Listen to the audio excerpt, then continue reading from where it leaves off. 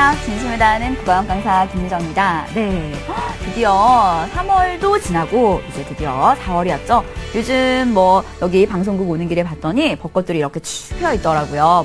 봄바람도 살랑살랑 불어오고, 네, 벚꽃도 흩날리고, 네, 드디어 버스커의 계절이 돌아왔습니다. 자, 우리 고3들의 마음은 어떠한가요? 선생님이 지금도 조금 전까지 이제 고3 수업을 하고 왔는데 아이들의 눈빛이 약간 굉장히 중첩적인 느낌인 것 같아요. 막 약간 공부를 열심히 해야 된다라는 생각이 있기도 하면서 막상 또 그만큼은 하고 있지 않은 것에 대한 어떤 죄책감과 그럼에도 불구하고 대학은 또 잘 가고 싶은 뭔가 굉장히 복합적이고 중첩적인 약간 그런 달이 딱 한 요즘 3월, 4월 달이 아닌가 싶어요. 네, 3월 달에 되게 열심히 겨울방학 때 아마 굉장히 많은 친구들이 열심히 공부를 했을 텐데 그 결과로 분명히 좋은 성적을 받았던 친구도 있을 거고 사실은 열심히 공부한 거에 비해서는 결과가 좀 안 나와서 약간 아쉬운 미흡함이 좀 남아있는 친구들도 있을 거예요. 그렇지만 선생님이 우리 아이들한테 해주고 싶은 이야기 공부를 열심히 해서 결과가 잘 나와도 정말로 수능에서는 그만큼의 결과가 안 나올 수도 있고요. 그리고 또 거꾸로 자기가 이번 방학 때는 되게 열심히 했지만 그거에 비해서 이번에 결과가 좀 잘 안 나왔어. 그렇다고 하더라도 반드시 수능은 잘 볼 수 있는 거. 미래는 정말 아무도 알 수 없는 거야. 그럼 우리가 할 수 있는 건 딱 하나겠죠?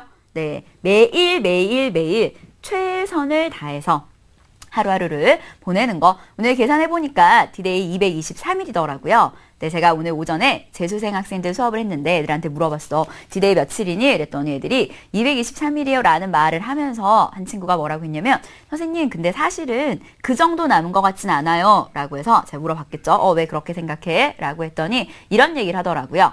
작년을 돌이켜보면 9월 이후로는 공부를 거의 하지 못했었대. 그러니까 왜냐면 아마 재수생 친구들은 알 수 있을 거예요. 9월 이후로는 수능 원서를 쓰고 수시 준비를 하고 논술을 보고 나면 딱 수능이거든요. 그러니까 한 2달 정도를 빼야 되지 않을까요? 라는 이야기를 하더라고요. 계산해보면 한 150일? 어떻게? 한 150일 정도 남은 건데, 네. 그래서 선생님이 오늘 여러분께 힘을 드리는 한마디, 네. 이렇게 생각하면 될 것 같아요. 사실은 150일 정도 남았다라고 생각을 하되 매일매일 1점씩 올리기만 해도 매일 1점 올릴 수 있을 것 같은데 매일매일 1점씩만 올려도 그쵸 우리는 150점의 점수를 올릴 수가 있는 거야. 매일매일 1점씩 올리려면 어떻게 해야 되느냐? 아주 간단할 것 같아요. 어제 몰랐던 걸 오늘 알게 되면 되고 어제 풀지 못했던 문제를 오늘은 풀 수 있으면 되는 거. 그리고 어제는 그냥 넘어갔던 걸 왜 그러지? 뭐 때문에 그러지? 라고 끊임없이 고민해서 새로운 결론을 도출해낼 수 있는 거. 이렇게 하루를 보내면 우리 아이들이 많이 성장할 수 있지 않을까요? 네, 오늘은 그래서 여러분의 그 길에 도움이 되고자 선생님이 3가지를 준비했어요. 일단 첫 번째, 물론 다음 주가 이제 드디어라고 해야 돼. 벌써라고 해야 돼. 벌써 4월 모의고사죠? 네, 벌써 4월 모의고사가 다가왔습니다. 우리는 3월 모의고사부터 먼저 점검하고 들어가도록 할게요. 지난주쯤에 대부분의 학교에서 모의고사 성적표가 나왔을 거예요. 아무도 말해주지 않는 거.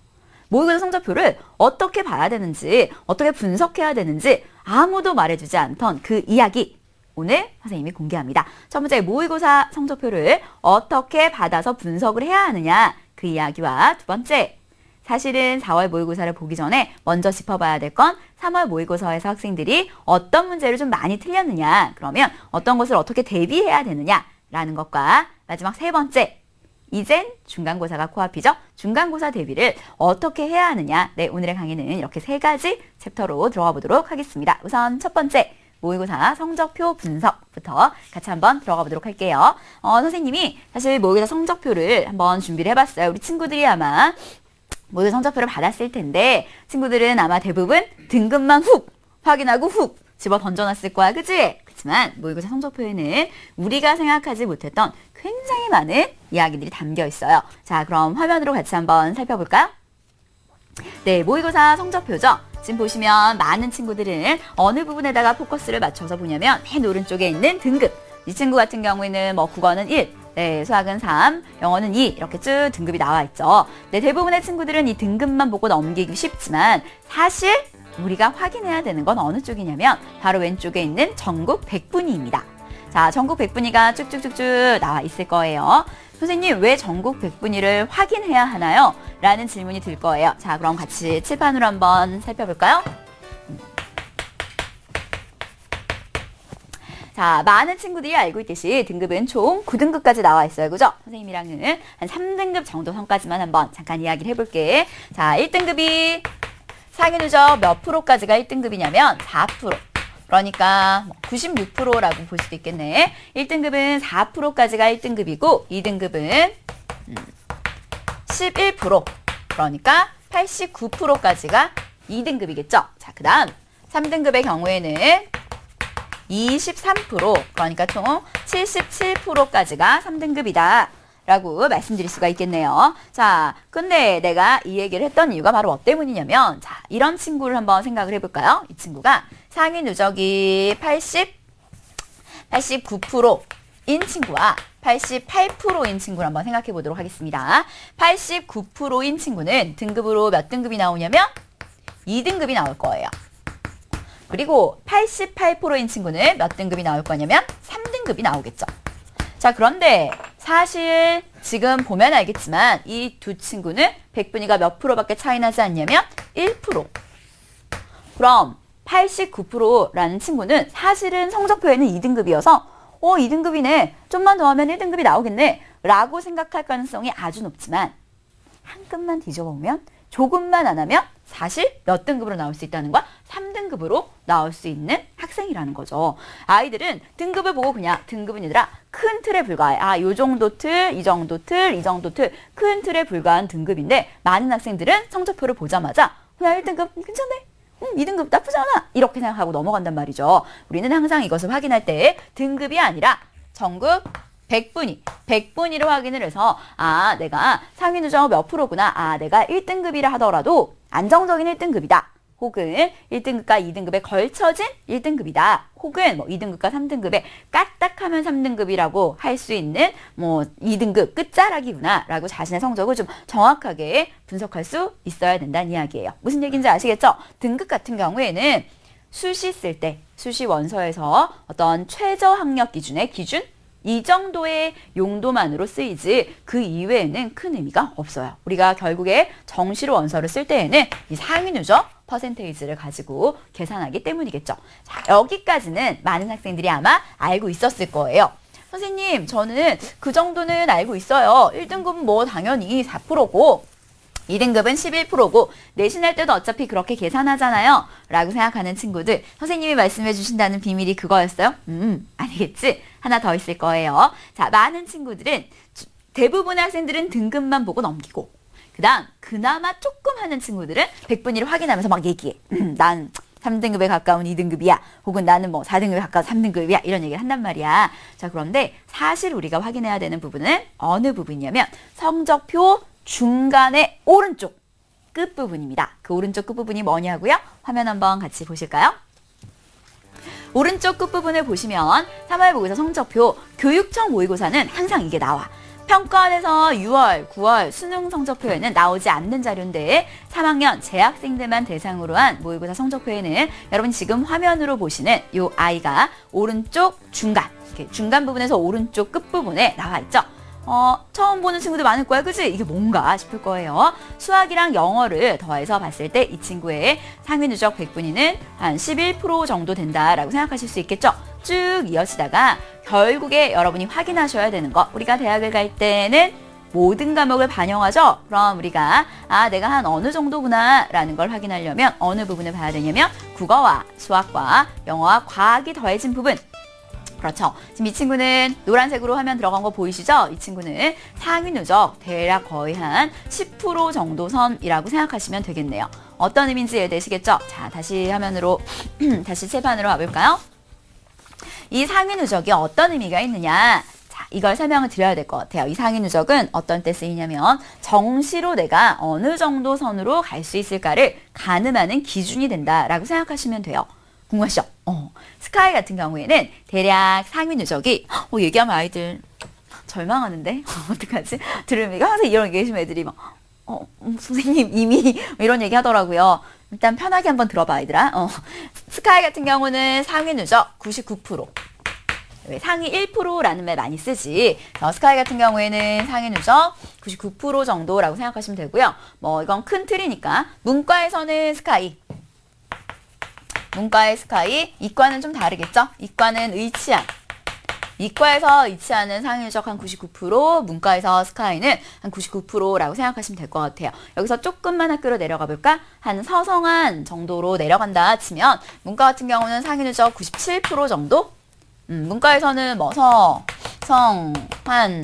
한 요 정도 학교들 상위누적 이렇게 생각하시면 될 것 같고요. 이과 같은 경우 큰 틀이야, 큰 틀. 그러니까 100% 이렇다는 게 아니라 좀 약간 넓게 잡아서 이과 같은 경우에는 이과는 여기까지가 내려오겠네요. 스카이가. 확실히 문과, 이과가 그렇게 생각하면 돼. 공부할 때는 문과가 좀 쉽죠. 네. 이렇게 말하면 선생님 저도 문과잖아. 저도 문과예요. 네. 이과 같은 경우는 공부해야 될 수학의 양이 너무 방대하잖아. 근데 막상 원서를 써보면 이과가 대학 가기가 훨씬 편해.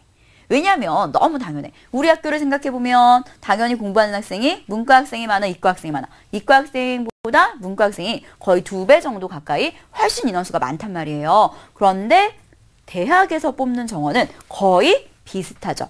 게다가 결정적인 이유는 문과는 위로 빠질 학교들이 없어. 근데 이과 같은 경우에는 의대, 치대, 그리고 한의대, 그리고 또 어느 학교 있지? 포스텍, 카이스트 빠질 만한 구멍들이 되게 많기 때문에 문과랑 이과랑 막상 원서를 써보면 같은 점수인데 갈 수 있는 학교가 이렇게나 차이가 많이 난다는 거. 지금 보시면 눈으로 바로 확인이 가능하죠. 물론 당연히 밑으로 내려갈수록 점수 차이는 또 점점 벌어지겠죠. 그러니까 딱 대표적인 학교들만 말씀드리면 될 것 같아요. 그리고 이 얘기해서 좀 그런데 얘들아 좀 그렇지만 하나 더 이야기해주면 선생님이 조금 전에 뭐라 그랬냐면 우리가 받은 성적표는 어디에서? 그렇죠. 교육청에서 발부한 성적표란 말이야. 교육청은 결국에는 누구들만 시험 본 거야? 현재 고3 학생들만 대상으로 시험을 본 거기 때문에 재수생이 빠져있어.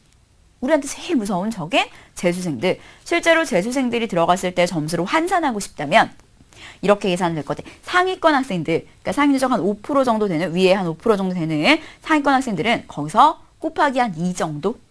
그러니까 여기서 만약에 5% 정도다, 95% 정도 나왔다. 그럼 실제로는 거의 한 상위누적 10% 정도라고 생각하시면 될 거고요.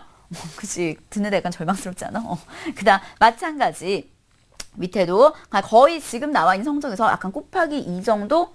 완전 위에, 완전 탑, 상위적 1% 정도 되는 친구들은 곱하기 3, 이 정도? 네. 아무래도 잘하는 친구들이 많이 재수를 하기 때문에, 실제로 뚜껑을 열고 보면 거의 3월 성적에서는 약간 곱하기 해서, 우리 애들, 선생님, 어떻게, 그죠? 괜찮아요. 이제 시작이니까요. 누가 진짜 잘 볼지는 아무도 모르는 거죠. 정말로 매일매일 최선을 다하는 사람이 마지막에 웃을 수 있는 거니까 우리는 성적표를 볼 때 그렇구나. 이 정도 내가 성적이 되는구나. 그러니까 이렇게 더 올려야 되겠다. 이런 생각을 하면서 보면 되지 않을까요? 그리고 굉장히 많은 부분을 차지하는데 많은 학생들이 그냥 넘기는 성적표의 마지막 란이 있어. 아까 맨 앞에 성적표가 사실은 어떻게 구분이 되어 있냐면 많은 친구들은 알 거예요. 성적표가 사실 크게 세 덩어리죠. 맨 앞에가 우리가 처음에 살펴봤던 장면, 어떤 등급이랑 백분이랑 표준 점수가 나와 있는 첫 번째 덩어리고요. 두 번, 여기가 이제 등급, 표준 점수, 이런 것들이 나와 있는 부분이라고 생각하시면 될 것 같고요. 그 다음 두 번째 덩어리가 조금 전에 합쳐뒀던 합산 백분위. 화면으로 살펴봤던 내용이죠. 그 다음 마지막 세 번째라는 대부분의 친구들이 거의 확인하지 않는 그냥 훅 하고 넘기는 그냥 버리는 성적표의 부분인데 사실 이 부분이 정말로 얘기하고 있는 게 많아요. 자, 이 부분이 어떻게 구성됐는지 기억이 안 나는 친구들이 있을 거예요. 그죠? 자, 그래서 화면으로 준비했습니다. 화면 한번 살펴볼까요? 지금 보시면 맨 밑에 뭔가 숫자가 막 쓰여 있고 A, C, B, A 막 이런 말들이 나와 있잖아. 자, A, C, B, E 자, 이런 것들이 전부 다 뭐냐면 밑에 아주 개미만한 글씨로 쓰여 있을 거예요. 이게 바로 정답률. 이거든요. A 같은 경우는 정답률이 80% 이상인 굉장히 쉬운 문항이라고 말씀드릴 수 있겠네요. 그리고 B 같은 경우에는 정답률이 60%, 그러니까 점점점 A, B, C, D, E 마지막 E 같은 경우는 정답률이 20% 미만인 문항들이라고 생각하시면 될 것 같아요. 지금 보시면 이 친구가 틀린 문항을 한번 살펴볼까요? 맨 밑에 과학탐구를 보시면 맨 앞에 1번 문제가 D죠. 정말 어려운 문항을 틀렸다는 거야. 마찬가지 8번도 C, 그 다음 19번도 E. 지금 보시면 굉장히 많은 학생들이 틀렸던 어려운 문항들을 틀렸다라고 생각할 수가 있겠네요. 자, 그렇다면 도대체 뭐 이것들이 어떤 의미가 있을까? 네, 같이 한번 칠판으로 살펴볼까요? 이런 거라고 생각하시면 될 것 같아요. 아이들이 이제 많이 얘기하는 게 선생님 실수로 틀렸어요. 이런 말 되게 많이 하거든요. 자, 그런데 그게 실수인지 아니면 본인은 실수라고 생각하지만 정말로 많은 학생들이 출제자한테 낚여서 틀린 문제인지 이 두 개를 뭘로 구별할 수 있는 거야? A, B, C, D로 구별할 수 있는 거야. 나는 실수로 틀렸다고 생각했어. 근데 확인을 해봤더니 B야. 그럼 아무래도 실수로 틀렸을 가능성이 좀 높겠죠. 왜? A, B 같은 경우에는 거의 전국에 있는 대부분의 학생들이 맞는 문제인데 내가 그냥 바보짓을 해서 틀린 거니까. 그런데 만약에 나는 실수로 틀렸다고 생각했는데 D, E 이런 문항들을 틀렸단 말이지. 그럼 사실은 아무래도 실수라기보다는 나는 실수라고 생각하지만 정말로 출제자한테 그대로 톡 낚여버린 어려운 문제였다라는 거죠. 그래서 내가 실수로 틀렸는지 아니면 정말 어려워서 틀렸는지 혹은 남들이 다 맞는데 나만 혼자 약간 바보같이 틀린 문제인지 아니면 대부분의 아이들이 틀리는 정말 어려운 문제를 나도 또 같이 틀린 건지 이런 것들을 분석할 수 있는 자료로 쓸 수 있는 게 바로 맨 밑에 있는 A, B, C, D이기 때문에 이걸 좀 잘 활용하면 반드시 꼭 좀 좋은 분석 결과가 있을 수 있겠죠. 자, 선생님이 쭉 모의고사 성적표 보는 방법들을 설명했어. 이걸 설명했던 이유가 우리가 앞으로 거의 매달 한 번씩의 시험 볼 거예요. 3월, 그리고 우리 다음 주에 4월 모의고사를 볼 거고, 그리고 나서 5월은 건너뛰고, 뭐 4설 모의고사를 보는 학교도 많겠지만, 그러고 나서 6월. 벌써 6월 모평인데? 어머, 어떡하지? 시간 너무 빨리 가는데?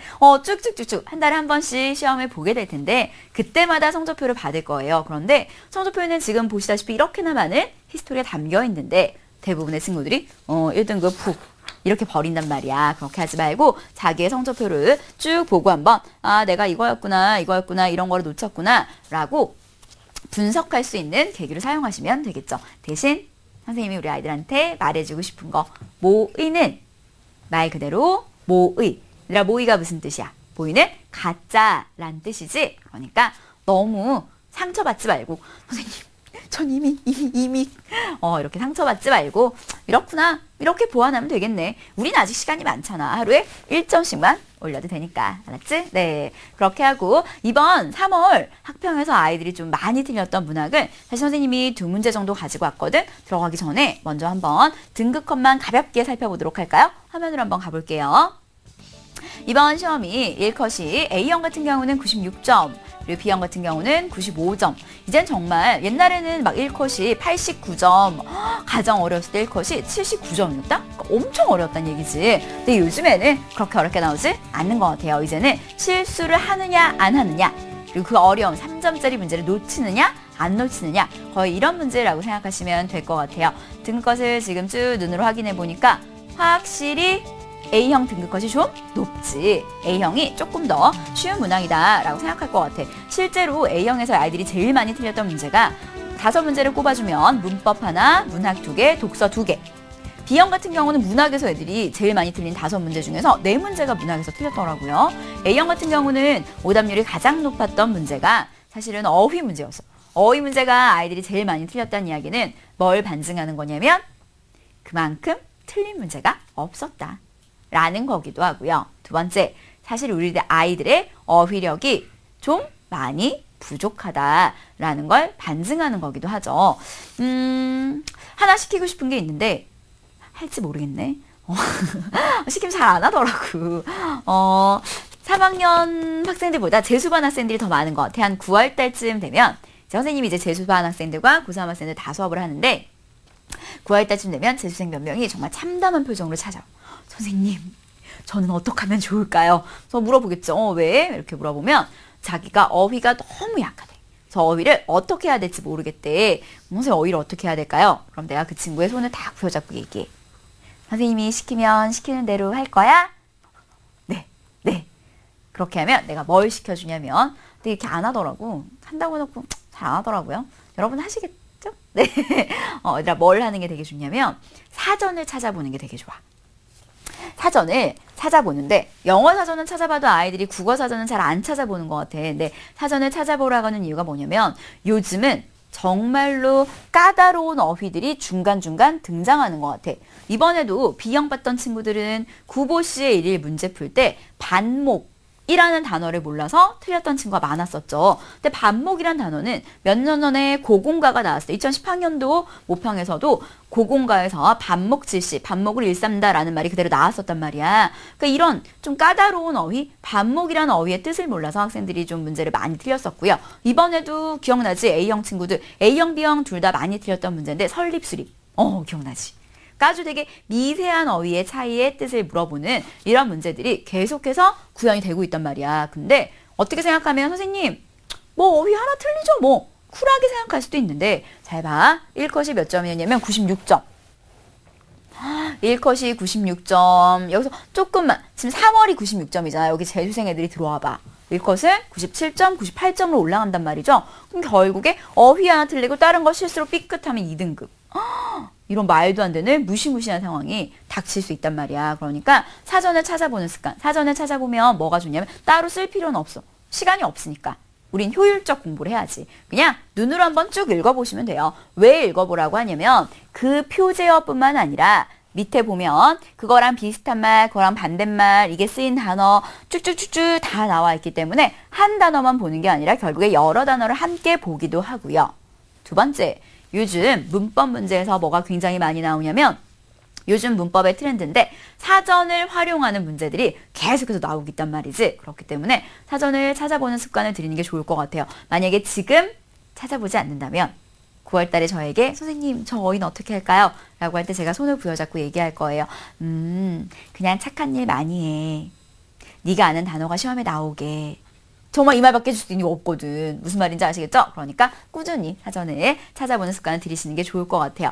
이번에 아이들이 좀 많이 틀렸던 문제, A형 문제 같이 한번 살펴보도록 할게요. 화면으로 한번 살펴볼까요? 자, 이번 학생들이 많이 틀렸던 문제가 바로 어떤 문제였었냐면 화법 문제였었죠. 민호가 얘기해. A의 보고서 작성은 아까 도윤이가 하기로 해서 안 될 것 같은데 블라블라블라 라고 하고 발문에 보기를 참고해서 A의 발화를 수정한다 라고 나와 있죠. 보기 한번 가보도록 할게요. 뭐 블라블라블라블라 설명이 나와 있고요. 자, 그리고 나서 보기에 조건이 어떤 조건이 있었냐면 앞부분에서 우선 앞부분 앞화면 잠깐만 다시 살펴볼까요? 네, 앞화면에 보기에 조건들이 나와 있을 거야. 밑에서 셋째 줄부터 가볼게. 우선 상대방의 입장을 인정해주고 우선이라는 말의 전제는 두 번째, 세 번째도 있다는 이야기죠. 그리고 나서 두 번째, 다양한 답이 나올 수 있는 열린 질문을 활용해서 세 번째, 상대방의 의견을 수용하려는 자세. 사실 여기서 얘기하고 있는 조건이 세 가지야. 첫 번째, 상대방 입장 인정. 두 번째, 다양한 답이 나올 수 있는 열린 질문. 세 번째, 의견 수용. 자, 그런데 뒷장 넘겨볼까요? 많은 친구들이 답을 몇 번이라고 처리했었냐면 3번이라고 했었죠. 왜 3번이라고 했냐면 앞부분 그렇구나. 서영이 내 입장도 인정해. 인정해 라는 말. 보기에서 나와 있었던 상대방의 입장을 인정한다 라는 말이 그대로 뒷장에 선지 3번에 나와 있었기 때문에 많은 아이들이 3번으로 낚였을 거야. 그런데 3번이 왜 안 되느냐? 하지만 만약 도윤이가 반대한다면 조금 어렵지 않을까? 라는 건 열린 질문이 아니지. 그렇기 때문에 많은 아이들이 골랐던 3번은 답이 될 수 없다는 거야. 되려 선지 2번 너도 보고서 작성이 하고 싶었구나 라고 인정하고 나서 말하기 어려웠을 텐데 지금이라도 이야기해줘서 고마워 라고 상대방의 어떤 입장을 인정해주고 마지막 그런데 특별한 이유라도 있니? 라고 마지막으로 질문을 열어준 거. 그렇기 때문에 정답은 3번이 되겠죠. 근데 많은 친구들이 3번 답은 2번이 되겠죠. 근데 많은 친구들이 인정이라는 명사에 꽂혀서 정답을 3번으로 골랐다는 거야. 사실 까다로운 문제가 아니었는데 많은 친구들이 놓쳤던 문제. 자, 그럼 같이 한번 다시 실반으로 돌아올까요? 수능이랑 다른 시험들이랑 좀 차이가 뭐냐면 1, 2학년 때 시험은 훅, 툭, 훅, 툭 이렇게 풀리는 문제들이 많았단 말이야. 그런데 3학년 시험은 반드시 조건을 끊어 읽는 연습이 필요해요. 지금 보시면 아시겠지만 조건들이 3개가 나오면 3개의 조건을 모두 활용한 형태의 답. 3개 중에서 하나나 2개 정도만 활용한 아이는 오답. 굉장히 매력적인 오답으로 구현된다는 거죠. 무슨 얘기인지 이해되시겠죠? 수능에서 원하는 사고는 분석적 사고이기 때문에 조건이 여러 개 나올수록 끊어 읽는 연습을 하시는 게 필요할 거예요. 이번 4월에서도 반드시 이런 문제는 구현될 거고요. 마찬가지 6구 수능에서도 반드시 보게 될 패턴이긴 하죠. 자, 그 다음 B형 문제도 한번 살펴볼까요? 많은 학생들이 틀렸던 45번 문제 한번 확인해 보도록 할게요. 보기를 바탕으로 위기를 이해할 때 적절하지 않은 것은 이라고 나와 있는데 답이 몇 번이었냐면 뒷면을 바로 가볼까요? 정답이 몇 번이었냐면 2번이었죠. 부탁을 들어주지 않는 회계에게서 기계와 같다고 말하는 인옥에게 비정한 의식을 지니게 된 인간의 모습을 엿볼 수 있다 라고 되어 있는데 이 선지의 전제를 한번 생각해 볼까? 2번 선지가 답이 되려면 전제가 인옥이 비정한 의식을 지니고 있다라는 말이 전제잖아. 그럼 인옥이 비정한 의식을 지니고 있다라는 거 지문에서 봤었을 때 비정한 의식을 지니고 있었던 건 인옥이 아니라 회계였기 때문에 정답은 2번이다 라고 읽어낼 수 있다는 거죠. 자, 다시 또 일로 와볼까요? 상위권 학생들한테 굉장히 도움이 될 팁을 하나 설명드리도록 하겠습니다. 우리가 문제 풀 때 다섯 개 다 헷갈리지는 않는 것 같아. 항상 몇 개 중에 하나 헷갈리냐면 둘 중에 하나가 헷갈린단 말이지. 자, 이때 매력적 오답을 지우는 법. 매력적 오답을 지우는 가장 좋은 방법이 바로 뭐냐면 뭐를 생각해 보는 거냐면 전제를 생각해 보는 거야. 왜? 매력적 오답. 되게 그럴싸해 보이고 맞는 말처럼 보이지만 사실은 이 말은 뭐가 틀렸을 가능성이 굉장히 높으니까 전제가 틀렸을 가능성이 굉장히 높기 때문에 지금도 보시면 아시겠지만 인옥이 비정한 의식을 지니고 있었다라는 전제가 틀렸기 때문에 이번이 틀린 말이었었잖아. 이런 문제가 굉장히 심심치 않게 많이 노출되기 때문에 문제를 풀 때 이거 약간 헷갈리는데? 라고 생각하면 그 말에 전제를 생각해 보시면 쉽게 선지를 지을 수 있을 거예요. 됐나요? 네. 자, 그럼 지금까지 3월 모의평가를 중심으로 수능 국어 영역 대비법에 대해서 쭉 알아봤는데 앞서 강의한 내용을 다시 한번 살짝 되짚어 보겠습니다.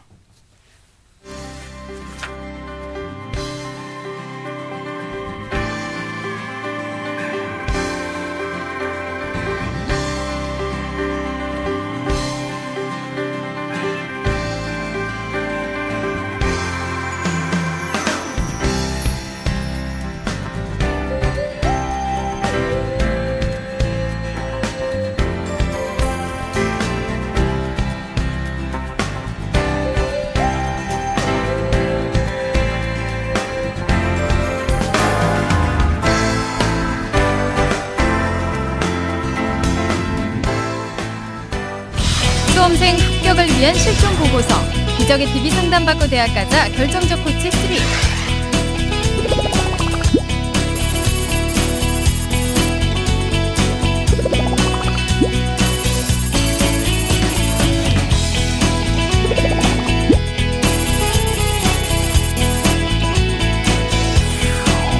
기적의 TV 상담받고 대학 가자에서 상담을 받고 2014 대입에 성공한 25명의 수시 노하우가 수록된 결정적 코치 3. 스타 강사들이 알려주는 합격을 관통하는 25가지 비법을 만나보시기 바랍니다. 기적의 TV 상담받고 대학 가자 결정적 코치 3. 이 책의 인쇄 전액은 학생들의 장학 기금으로 쓰입니다.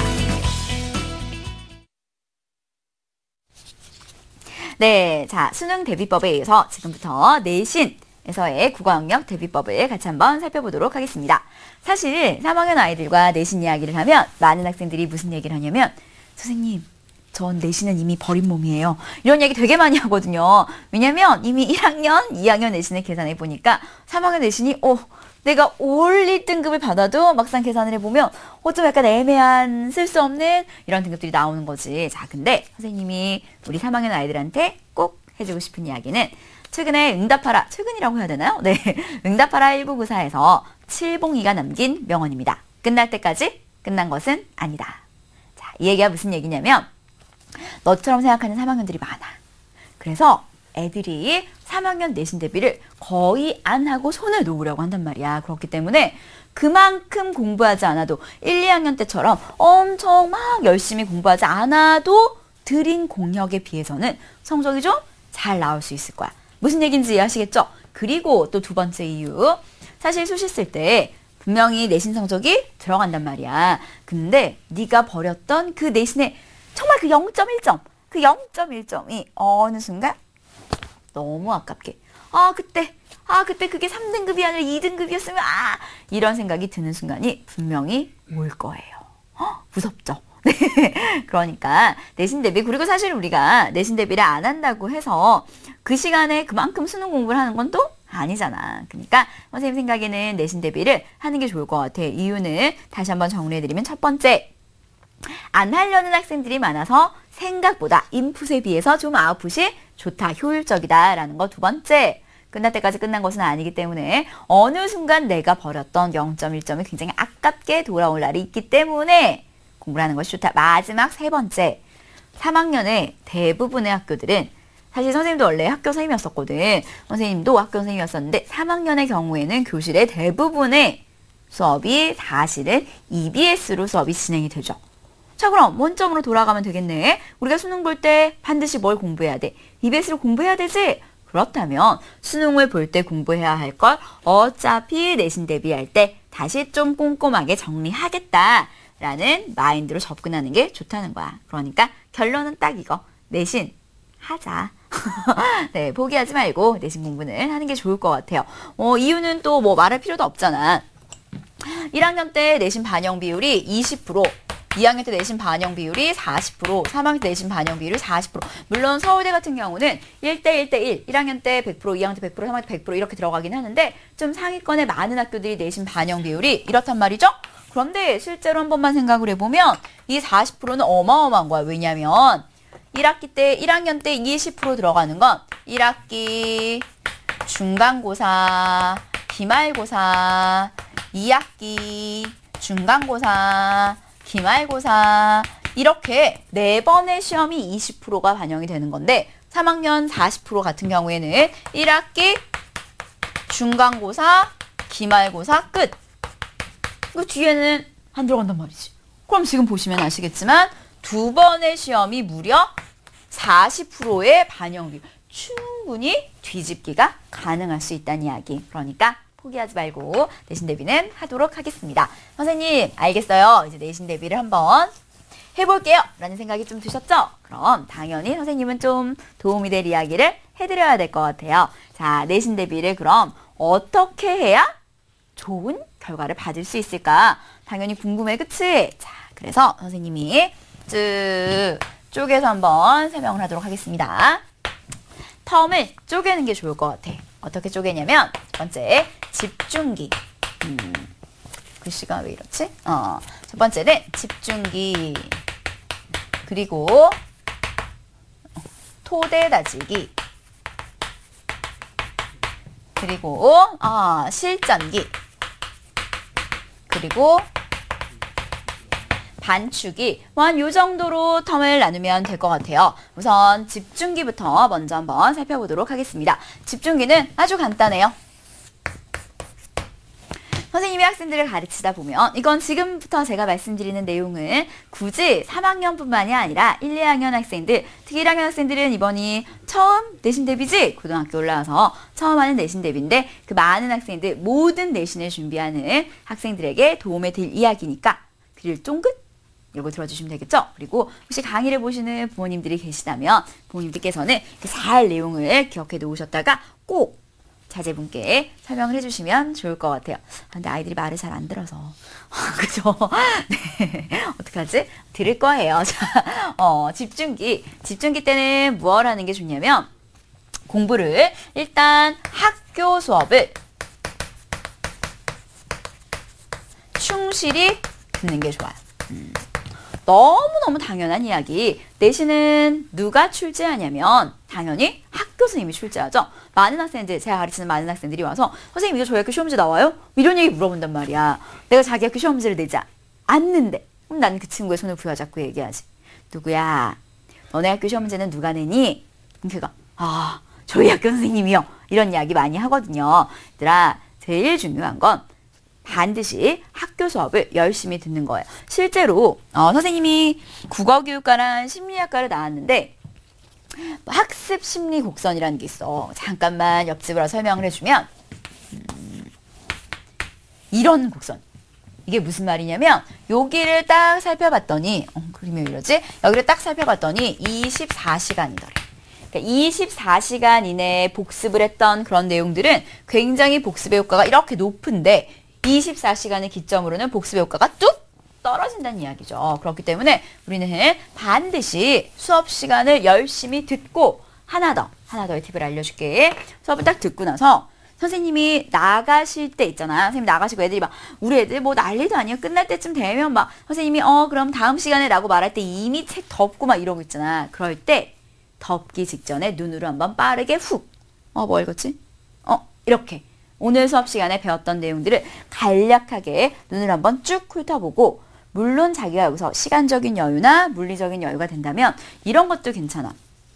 선생님이 수업하는 이제 재수생 학생들이 이렇게 공부를 많이 하더라고요. 노트를 하나 아예 준비해서 메모를 하는 거야. 그러니까 선생님이 딱 나가시고 나면 오늘 배웠던 내용을 쭉 훑어보고 맨 위에 오늘의 날짜를 쓰고 그리고 나서 국어 시간에 배웠던 내용 중에서 좀 기억을 해야 되는 내용, 오래 가져가야 되는 내용 이런 것들을 딱 정리해서 썸머리 해놓더라고요. 마찬가지 다음 시간이 영어면 영어 이렇게 해서 영어 시간에도 수업을 듣고 훅 훑어보고 선생님이 나가시고 나서 거기다가 또 다시 쭉 정리하고 마찬가지 수학이면 수학 이런 식으로 해서 그날 배운 거를 간략하게 한 2-3가지 정도씩만 툭툭툭툭 그리고 나서 집에 가서 다시 한번 그걸 쭉 읽어보는 거지. 그럼 실제로 아까 내가 그림에서 보여줬었죠? 24시간 이내엔 복습 효과가 굉장히 높았단 말이야. 그렇기 때문에 이게 자기께 될 수 있는 거야. 오래 가져갈 수 있는 자기의 지식이 되는 거죠. 무슨 얘기인지 이해하실 수 있겠죠? 오랜 시간을 들이지 않고도 자기 걸로 만들 수 있는 방법. 아까 이야기했잖아. 우리는 150일 정도 남은 거로 생각하라고 했었는데 그쵸? 기억나시죠? 하루에 1점씩이라도 올리려면 지금 제가 말한 방법이 굉장히 도움이 될 거예요. 자, 다시 이쪽으로 돌아옵니다. 학교 수업을 충실히 들으시고요. 두 번째, 많은 아이들이 놓치고 있는 게 있어. 자, 간단하게 생각을 해볼까? 학교 선생님이 총 몇 분이 시험을 출제하실까? 선생님이 대략 3분 정도의 선생님이 문제를 출제하신단 말이야. 한 학년에 국어를 가르치는 선생님들이 2분, 3분 이렇게 있기 때문에 2-3분이 모두 함께 출제를 해. 자, 그래서 어떻게 하냐면 두 번째는 필기를 옮겨. 우리 선생님뿐만 아니라 A 선생님, B 선생님, C 선생님의 필기를 쭉 옮겨서 3가지 버전으로 필기를 해주시는 게 좋겠습니다. 우리 선생님, 다른 선생님, 그리고 내가 정리한 거 이렇게 3가지 버전을 뭐 좋은 건 색깔별로 구별을 할 수 있도록 하는 것도 괜찮을 거고요. 뭐 다른 것도 상관없을 거 이런 식으로 정리를 해놓으면 시험이 이렇게 나오겠구나 라는 방향성 예측이 가능할 겁니다. 자, 그 다음 두 번째 토대 다지기 기간. 토대 다지기 기간에서 제일 중요한 건 이해. 뭐니 해도 가장 중요한 건 이해하기죠. 이해를 하고 나서 많은 학생들이 놓치는 내용 정리. 다시 한번 내용을 쭉 정리해보는 거야. 그리고 내신에서 가장 중요한 선생님 지금 빨간 분필 들었어. 오늘 수업하고 처음 드는 거 아니죠? 네. 빨간 분필 정말 잘 안 드는 분필인데 지금 들어서 써줄게. 마지막 3번째는 암기. 내신과 수능의 가장 큰 차이가 바로 뭐냐면 수능은 뭔가를 이해해서 이해한 내용을 적용하는 거, 받아들인 내용을 발산하는 게 어떤 수능에서 원하는 사고 과정이라면 내신에서 원하는 거 그런 거 없어. 그냥 내 수업을 얼마나 열심히 들었냐, 얼마나 배운 걸 잘 기억하고 있나, 얼마나 내가 중요하다고 말한 걸 놓치지 않았나 이런 것들을 확인하는 시험이 내신 시험이기 때문에 내신은 반드시 암기 과정이 필요합니다. 많은 학생들이 저한테 얘기해요. 저는 사실 내신 대비도 하거든요. 내신 대비를 할 때 애들이 이제 막 이렇게 시킨단 말이야. 그럼 많은 애들이 특히 수능은 잘 나오는데 수능 막 1등급 이렇게 나오는데 내신 본 막 3등급, 4등급 이런 친구도 있단 말이지. 그럼 그런 친구들이 나한테 맨날 얘기해. 쌤, 이렇게까지 해야 돼요? 쌤, 이거 보면 다 알아요. 이런 얘기 되게 많이 한단 말이야. 그럼 나는 꼭 손을 부여잡고 얘기해줘. 보면 안다고 말해선 내신에선 절대 좋은 점수를 받을 수가 없어. 내신에서 좋은 점수를 받으려면 안 봐도 알아야 돼. 그 안 봐도 알아야 된다는 이야기가 무슨 얘기냐면 어떤 작품이 있어. 2학년 아이들을 위해서 잠깐만 하나 끼어팔게 해주면 작품이 있는데 많은 친구들이 그냥 이 작품만 공부하는 경우가 되게 많단 말이지. 우리는 공부할 때 작품만 공부해서는 안 돼. 작품 위에는 뭐가 있을 거냐면 학습 목표가 있을 거고요. 그리고 학습 활동이 있을 거예요. 공부를 할 때는 이 3가지를 거시적 관점에서 공부해야 돼. 어떤 학습 목표가 있으면 이 학습 목표가 뭐고 이 학습 목표를 가장 잘 구현시킨 부분을 작품을 골라온 거고 당연히 이 작품에서 학습 목표가 구현된 게 학습 활동이거든요. 그렇기 때문에 이 세 가지를 모두 다 공부할 수 있어야 된다는 거. 실제로 선생님 조카가 이번에 대학을 갔는데 그 조카가 문학이 너무 싫다는 거야. 이제 지방에 있는 조카인데 선생님 잠깐 지방을 놀러 갔었거든. 그래서 놀러 가서 제가 하는 다음 날이 문학 시험이라는 거야. 그래서 문학 어때? 아 자기는 진짜 문학이 너무 싫다고 막 4등급 5등급 이렇게 나온다는 거야. 그래서 아 그래? 그러면 왜 문학이 싫어? 라고 했더니 막 이렇게 쭉 얘기를 하는 거야. 자기는 어떻게 공부해야 될지도 모르고 뭐 어쩌고저쩌고. 그래서 옆에 딱 끼고 앉아서 이렇게 공부하는 거야 라고 공부 방법을 알려줬어. 별다른 걸 알려주지 않아서 선생님이 지금 여러분께 말씀드리는 이런 내용들을 선생님 쭉 설명을 했는데 매우 놀랍게도 그 조카가 시키면 시키는 대로 하는 아이거든. 5등급, 4등급 이렇게 나오던 친구가 그 다음번 시험에 자기 반 2등. 짱이죠? 네, 공부 방법이야. 이렇게 하고 나서 암기하는 거. 요것들만 놓치지 않으면 분명히 좋은 점수를 받을 수 있을 거예요. 마찬가지 다음 넘어가 볼까요? 실전할 때는 반드시 뭐 해야 돼? 실전 문제를 풀어봐야 되겠지? 여기서 3학년을 위한 팁 하나 더 드리도록 할게요. 3학년은 선생님 2학년은요 학습 목표도 있고 학습 활동도 있는데요. EBS는 그런 게 없잖아요. 어떻게 해요?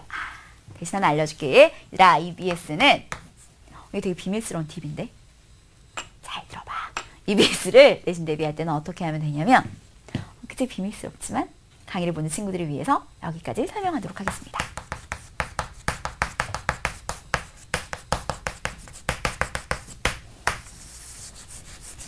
민정쌤의 비밀스러운 팁. 객관식을 주관식으로 바꿔보세요. 그러니까 예를 들어서 뭐 보기가 나올 거고 뭐 지문이 나와 있고 보기가 나오겠지, 그치? 그래서 위 글에 대해서 평가한 내용으로 적절한 것은 적절하지 않은 것은 이렇게 하면 여러분은 선지를 지어보고 그 적절한 내용들을 써보는 거야. 무슨 말인지 아시겠죠? 선지를 지어보고 이거에 적절한 말들, 이거에 해당되는 말들을 쭉 써보고 열어서 네가 쓴 답이랑 1, 2, 3, 4, 5에 나와 있는 객관식 선택지랑을 비교하면서 공부하는 거. 이렇게 공부하시면 분명히 좋은 점수가 있을 거예요. 네, 마지막 반추기. 많은 친구들이 놓치는 파트가 바로 이 반추기죠. 반추가 뭔지 알지? 반추가 뭐냐면 소가 염을 먹을 때 이렇게 먹고 다시 토해낸다고 해야 되나? 뭐라고 해야 되지? 다시 거꾸로 다시 또 씹고 다시 또 넘겨다 다시 또 씹고 이게 반추란 말이지. 시험을 보고 나면 많은 친구들이 시험지를 그냥 툭 던져놓고 끝내. 우리 아들 왜 이렇게 던져놓는 거 좋아하지? 그러니까 그렇게 하지 말고 뭐 하냐면 시험지를 꺼내. 그래서 이거야말로 굉장히 좋은 자료겠죠? 오답 정리. 내가 정말로 몰라서 이 문제를 틀렸는지 혹은 나는 안다고 생각했는데 문제를 틀렸는지 혹은 뭐 어떤 개념을 몰랐는지 혹은 문제를 푸는 과정에 실수를 놓쳤는지 분명히 자기가 어떤 잘못하고 있는 부분, 놓치고 있는 부분이 있을 거란 말이죠. 아주 몰라서 틀린 건지 아니면 뭐 왜 몰랐는지 뭐 이런 이유들, 어떤 틀린 원인을 아는 문제를 틀렸다면 왜 실수했는지 이런 식으로 좀 자막 계속 나가시잖아요. 그죠? 자막 나가는 걸 확인하면서 이런 거 착오로 틀린 문제는 없는지 이런 식으로 여러 가지 관점과 여러 가지. 자, 선생님이 굉장히 좋아하는 말이 있어. 사람들은 많이들 이야기하죠. 왜 틀렸어? 실수로 틀렸어요. 이렇게 얘기하면 많은 사람들이 뭐라고 얘기하냐면 실수도 실력이다. 이런 말 되게 많이 한단 말이야. 선생님은 그렇게 생각하지 않아. 선생님도 실수할 수 있거든. 선생님도 뭐 실수를 자주 한단 말이야. 자주? 자주는 아닌데? 실수는 누구나 할 수 있다고 생각해. 단, 그 실수를 고치려는 노력을 하는지 안 하는지 이게 결국에 어떤 상위권과 중하권 학생들의 차이가 아닐까 싶어요. 여러분은 실수했어요 라고 끝내는 게 아니라 실수를 했다면 왜 그 실수를 했는지 그리고 그렇다면 앞으로 이 실수를 하지 않으려면 어떻게 해야 하는지 그게 결국에 실력의 차이니까 그렇게 공부하면 되지 않을까요? 네, 오늘 마지막으로 여러분께 말해주고 싶은 이야기는 하나예요. 네, 얘들아 공부를 하면 되게 마음이 조급해질 거야. 뭔가 나는 잘하고 있는 건가? 시간 얼마 남지 않은 것 같은데 난 어떻게 해야 되지? 되게 불안하면서 조급하고 하는 마음들이 들 거예요. 조급해하지 마. 우리가 할 수 있는 건 그냥 아까 다시 원점의 이야기, 다시 시작으로 돌아가는 거. 하루하루 그냥 최선을 다하는 거. 그래서 나중에 이맘때, 딱 요맘때로 돌아봤을 때 다시 돌아가도 그때만큼은 공부 못하겠다 라고 생각할 수 있게 하루하루를 보내는 거 말씀드렸었잖아. 네, 1.1.1점씩만 올려도 우리가 올릴 수 있는 점수가 150점 네, 정도 갈 수 있으니까요. 무슨 말인지 이해하시겠죠? 네, 자 지금까지 수능 대신 완벽 대비를 설명드렸었던 네, 국영학 강사 김민정이었습니다. 여러분께 좋은 시간이 되기를 바래요. 좋은 시간이 되었기를 바라고요. 이걸 그냥 이렇게 하고 끝내지 말고 정말 배운 것을 그대로 적용할 수 있고 그대로 써먹을 수 있는 여러분이 되었으면 좋겠습니다. 저희는 다음 강의에서 뵐게요. 감사합니다.